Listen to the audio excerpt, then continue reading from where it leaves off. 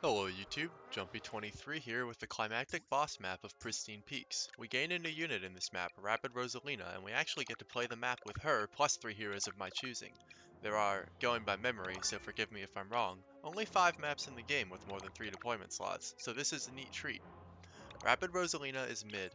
If you put a lot of skill points in, her weapon is solid. It has 15 hits, so it can break through cover, which generally takes 4 hits to destroy, and still pound whatever was behind it. You can also hit multiple enemies in a line, though that's rarer. The damage and range are both solid. Unfortunately, it doesn't apply super effects 15 times, which would be incredible. Her special skill is Ennui, which freezes all enemies in range so that they don't act on enemy phase. The effect is broken by taking damage, but this is still a powerful support skill, although I don't think it's quite as good as Team Barrier. While I won't deploy Rapid Rosalina all that much, there are definitely times where she is useful. The reason I did Squasher Hunt when I did was actually so I could get enough planet coins to unlock the secret zone, which was hiding Vamp Dash. As you can see, or could see, he's already off the screen, he doubles the power of dashes on his own. And yes, he'll basically be locked to edge for the rest of the game. Don't know if I should be spoiling this so far in advance, but the Midnight boss battle has 3 phases to it. Like, say, endgame of FE8, when you kill her first phase, you instantly start a new player phase on a new map. I wasn't sure whether to count this as a new turn. Unlike Kingdom Battle, Sparks of Hope doesn't actually ever tell you your turn counts. I'd use Precedent from Kingdom Battle, but as memory serves, that game never actually has multi-phase fights like this. I also can't use Precedent from Fire Emblem because FE actually sometimes counts it as a new turn, like in FE8, and sometimes not, like in Three Houses. My decision for now was to count this as a new turn, i.e. the Midnight fight is a 3 turn instead of a 1 turn. But if people have strong opinions, feel free to sound off in the comments. Anyway, back to the map. Midnight has pretty low HP, and starts pretty nearby the heroes in all 3 phases, so this map is easy. Kill Boss isn't generally my favorite objective in Sparks of Hope, but even among Kill Boss maps, this is definitely the most trivial. Your spark powers and other cooldowns even refresh between phases so you can wallop her with turbocharge the whole time. Although somehow I misremembered and thought they didn't, so I routed this fight making sure to only use cooldown powers once. Rapid Rosalina starts off by demonstrating her weapon. It has 80% crit, so with Screech's bonus, she's guaranteed to crit every hit, which is great. It also gets slightly stronger with each successive hit. In the end, it does about 800 damage, which is a little better than Rapid Mario, although, of course, single target. Next, Luigi serves as a footstool for Rapid Mario and Edge. He can't actually hit Midnight from down here, but since he can't reach max range or guaranteed crit from the upper level, he won't hit as hard as they would. It's fine anyway, as the 3 units I do have up top have enough damage to finish off Midnight's first phase on their own.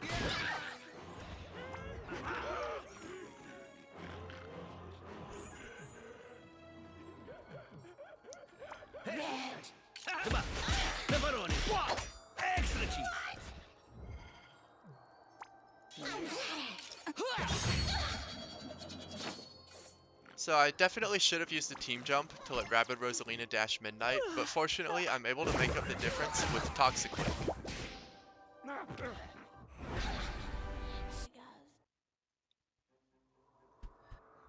Let's dance. Phase 2 is no harder than Phase 1. Once you go up this pipe, you're already in range to dash Midnight. In fact, I would say it's easier.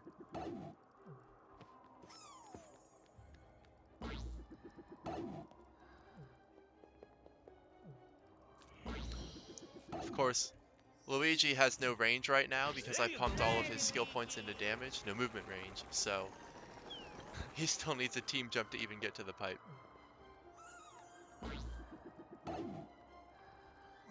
Now it's time for Edge to show off the power of Vamp Dash.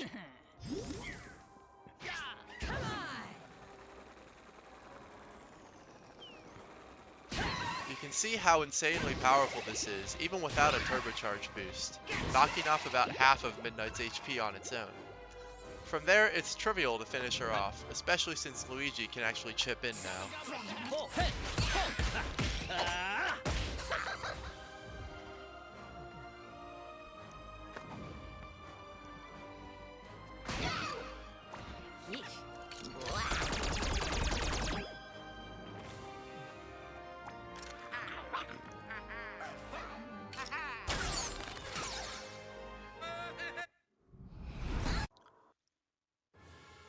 Now it's time for Phase 3, which is the only one with a semblance of difficulty. This time, we start too far away from Midnight to easily dash her. While everyone can still reach her with their guns, we're gonna have to do this without Vamp Dash this time.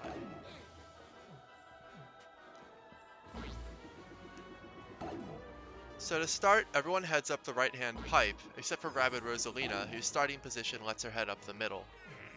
And then we're going to use some team jump chaining to be able to reach the boss.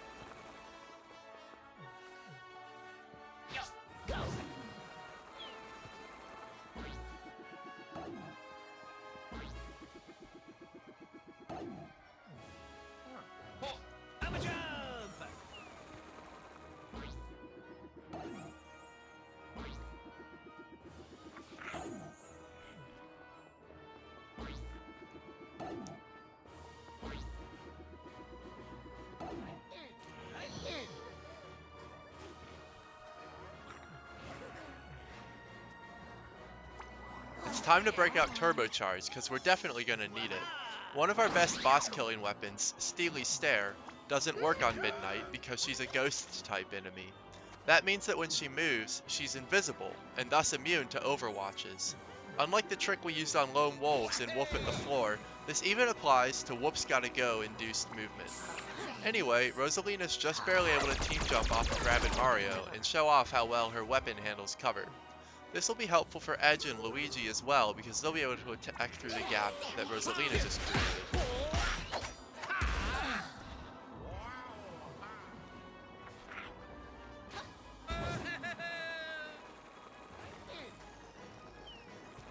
Luigi takes his shot here, but I'm a clown and I take it from the near side of the platform, which makes it weaker. I'm attacking from middle range instead of far range.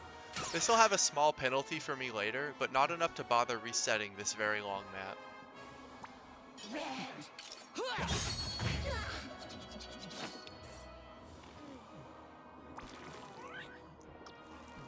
Unfortunately, Toxiquake only works for enemies on the same level as you, so it won't be able to finish off Midnite like it did in Phase 1. I need to spend a POW to kill Midnite, and in Midnite Library in 3 turns.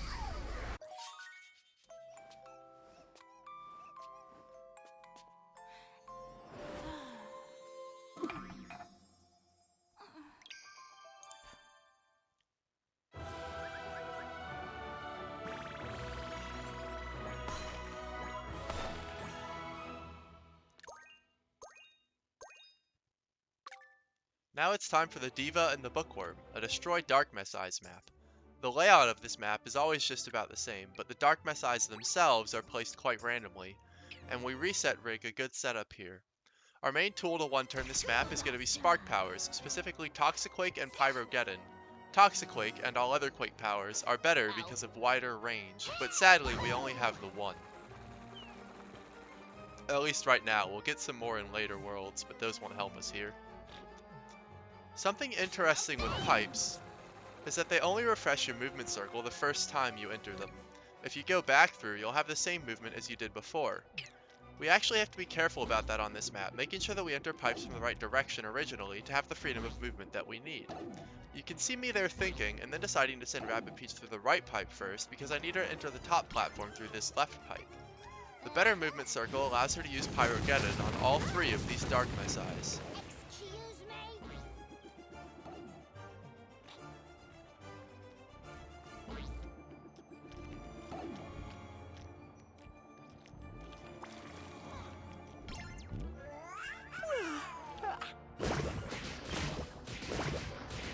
Similarly, after using Toxiquake on those 4 eyes, I send Rabid Rosalina back down to the bottom platform so I can enter this pipe from this end.